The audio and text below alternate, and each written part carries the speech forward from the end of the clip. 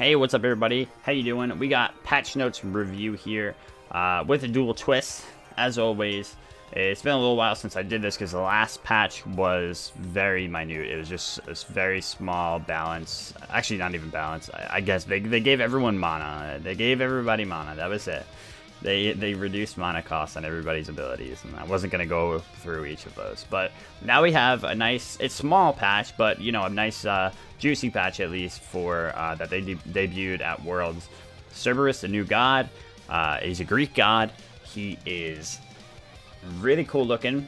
I was wondering how they're going to go with it. I would have preferred they chose the Kingdom Hearts boss style. I should take off the NQ. That is something that I should do. Alright, so I would have preferred they went with the Kingdom Hearts boss style Cerberus look, but, you know, to each their own. I like this as well. As in terms of, like, reviewing this god in depth, I have not seen it in play, so I'm not, and they, I don't know, so much always changes, and I never feel like I get too invested in a new god as soon as it comes out. But basically, the standout things are that his passive is, alright, I'll read it. Anytime an enemy god within 40 of Cerberus. By the way, this whole thing, all of his abilities are worded terribly. All of these writings in this are worded terribly in general. It just looks like so sloppy and rushed, and I have no idea why they do these things. It looks so unprofessional. But yeah, anytime an enemy god within 40 feet, I guess, units of Cerberus is healed, that healing is Cerberus receives 40% of the heal, and the enemy's heal is reduced by 20%. So what they're trying to say is that anytime that somebody near Cerberus is being healed, he'll actually take 40% of that heal for himself, and the heal that they were supposed to receive, the enemy, is actually reduced by 20%. So he's just like a straight up anti-heal monster for no reason. I don't know. Well, I mean, like, not for no reason. I guess that's his purpose. But that's interesting to make a god completely based on anti-heal. So yeah, you'll, like, you know, he'll be a straight up counterpick god, I'm guessing. Unless he's gonna, well, he'll probably be OP at first, and you'll just pick him no matter what. And then hopefully when they get him down to Balanceville, he'll be a counterpick god into heal comps. But the thing is, there aren't really many heal comps already right now.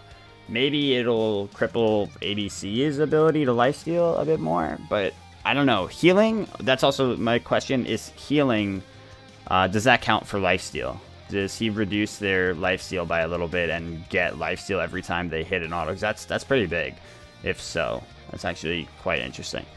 But yeah, paralyzing spit. He spits some shit and he does damage. There's not a lot of detail in here. There's not a lot of information about the exact numbers or anything. But if you use Ghastly Breath first, which is an AOE in front of him, which all 3 heads attack at once.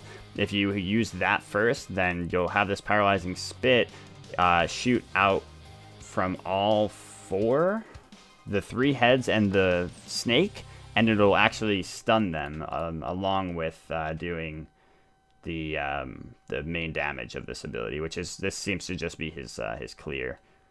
Doesn't do anything other than hit them for whatever damage it is, and it will stun them if he's used Ghastly Breath or if he's autoed enough to get the stun up. So yeah, he is a guardian, by the way. A lot of people thought he was gonna be an assassin, myself included, and I didn't even know until I read this that he was a guardian. I still was reading it and thinking he was an assassin, and I was very confused, but it makes more sense now. I don't understand this. He leaps a short distance forward, dealing damage on impact and severing the enemies' souls. These souls will not block Cerberus attacks. Okay. When I read this, the Soul Expulsion and Stygian Torment were combined, and it didn't make any sense. They just updated it for when I refreshed it, and now I look like an idiot. So he has a leap, and it deals damage, and it severs souls of enemies. These souls will not block Cerberus' attacks, and killing the souls heals Cerberus. That's very interesting. Cool. And then Stygian of Torment is basically he banishes everyone and then he pulls them to him. So he's like a better Ares is what everybody's saying. He seems like just a straight up way better Ares. We'll see how it goes. I mean, like I said, I reserve a lot of my thoughts on the new gods until I see them completely, you know, out there in either ranked or at least casual and just, you know, doing their thing. And I know that they're going to either nerf a lot of things, or in some cases they've had to dramatically buff things. But yeah, like I said, I leave a lot of room for work to be done.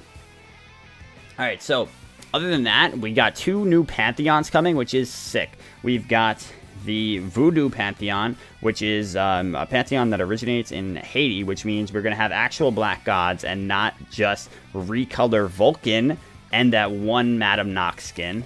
So that's pretty fucking cool, or whatever that Nox skin is called. I'm really excited for that. I think it's, you know, really awesome that they're actually, you know, including some more, you know, more diverse kind of god pools, or, you know, Pantheon pools, whatever you want to call it. And that's really cool. They're also including, what is it? Shit, I knew I was going to forget. I know it. Slavic. They're also doing Slavic Pantheon, and that sounds very cool because I've seen some of them in that new show, American Gods, which was also a book apparently that I never read, and I probably should have read it because it sounds really cool. And yeah, so you can read that, and you find out about some Slavic gods that are probably going to be in the game.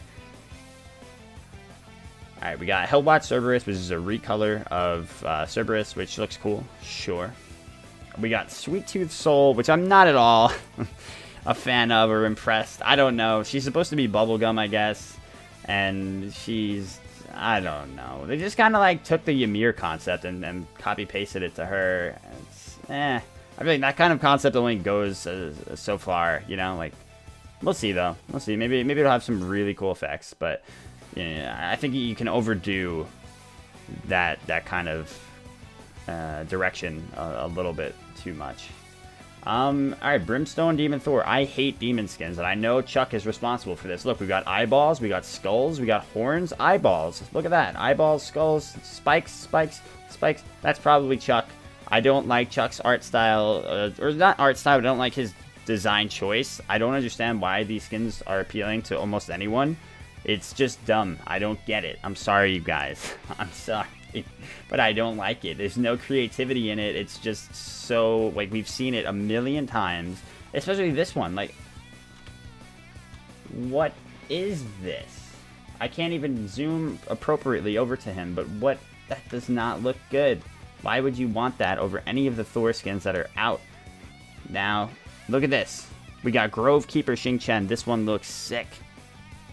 This is a very nice skin. I really like the design. It's a very different look for Xing Chen.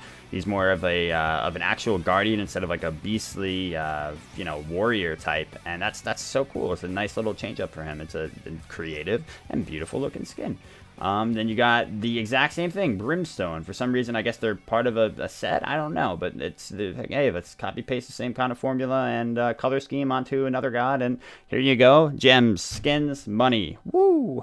There you go. But it does look cool-ish, at least. I mean, it looks a lot cooler than this one. You know, this one I'd rate a 2. This one I'd give probably a 6. So, Kama skin looking a lot better. It's still just not anything special, but whatever. I don't know why they wouldn't reveal cooler skins at Worlds, but I don't know what their whole plan was. But anyway, going forward, we got On Her, the boy, looking crazy. As always, they're just giving these subtle buffs on her that make him disgustingly OP. His Impale now targets... Okay, this is also poorly written. Basically, when you throw the Impale at somebody, and you know how they would block the wave with it, and stop your Impale from connecting and going through to the rest of the wave. Now, if somebody steps forward and takes that Impale, everything they hit while they get knocked back by your Impale gets hit by the same damage that the Impale does. So you can no longer block his clear by standing in the lane, or in the wave. And that sucks for Duel because that was such a strong tool against him. It's not the most game-breaking thing, but it is a huge lane tool for him that he now has. And I think in Conquest it's going to help a lot because he's not known as he's known as a god that wants to do a lot in the laning phase, but he can be neutered by abusing that, having the Guardian just stand in the wave whenever he wants to clear. And yeah, it's a frustrating thing for On Her to have to deal with too. So it's a quality of life bonus. And it makes sense, too, that you do damage to the enemy that's flying backward. Like, it's not like a nonsensical, interaction. So that's cool. I do think it's going to it's gonna be annoying, and it's gonna be tough, very, very tough to deal with. But it's, you know, on her is gonna be on her in duel either way. I don't think it's gonna propel him to the highest heights of being, like, you know, the SS, but he's still gonna be one of the strongest S+ gods. Now, we got Chalk, my boy. This is a change that I actually called out once on one of my games. I'm sure many people have. I was like, yo, why doesn't Rain Dance also give you attack speed slow? Because it's just, you know, a big slow. They can easily combine it with another slow, give you movement speed and attack speed. Wonder, thank you so much for the 22 months. And, yeah, that sounds cool. Now he goes up to a 25% attack speed slow during that 3. It means he can actually fight the ADCs better in duel. He can fight the other warriors better. You know, ones that, like, just fucked him up, like Osiris. I mean, he's still gonna get fucked up by Osiris, but Osiris, Robin, you know, Erlang, all the big boys who will still beat him, but he'll have a little bit more of an edge. It's a cool change for him, and, you know, a nice little quality of life change for Chalk. Sacred Monkey for Hunbots. They decided to up the damage it does as it goes on through the game, so the scaling is better. It goes up to 300 versus 260. And that's nice. Nice little improvement for Hunbots as well. Somebody that, you know, he's always around, but he's never... he's a staple at... He's only been a staple at, like, very small times, and he comes and goes a lot. I guess they're just trying to solidify him a little bit more. He's one that I'm always like, why don't they pick him here in Conquest when I'm watching SPL? I'm like, why don't they pick Hunbots here? Like, he's so fucking good. I always think, but they apparently not, because I'm sure they know more than me, and they don't pick him. So I'm like, okay, all right, maybe this will, now they'll pick him.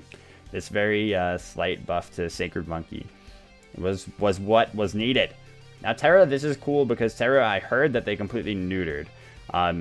They increased her slow from shattering the monolith when she does that shatter, you know, dives through it, to 40% from 30, which is a big slow, like incredibly large slow. And they increased the slow duration from shattering it from 1.5 to 2 seconds, so it stands for a lot longer now. And that's just an incredibly potent slow. You know, they took away, what did they take away? The root from her before, and so they wanted to give back a little bit more through this slow potential of hers and give her a little bit more CC. While it's not the same, you know, CC that they took away, they at least improved the CC that she does have and work harder on that. So I think that's a good move, and I hope that it works out for her.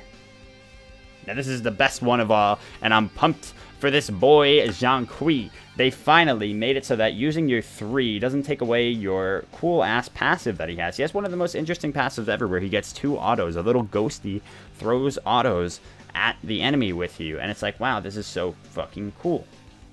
Why does it go away every time I use my 3? It doesn't even... I mean, it makes sense because... Alright, it's not always a ghosty, by the way. It's also a Book of Demons and some other skins if you choose anything other than the one that you should be choosing.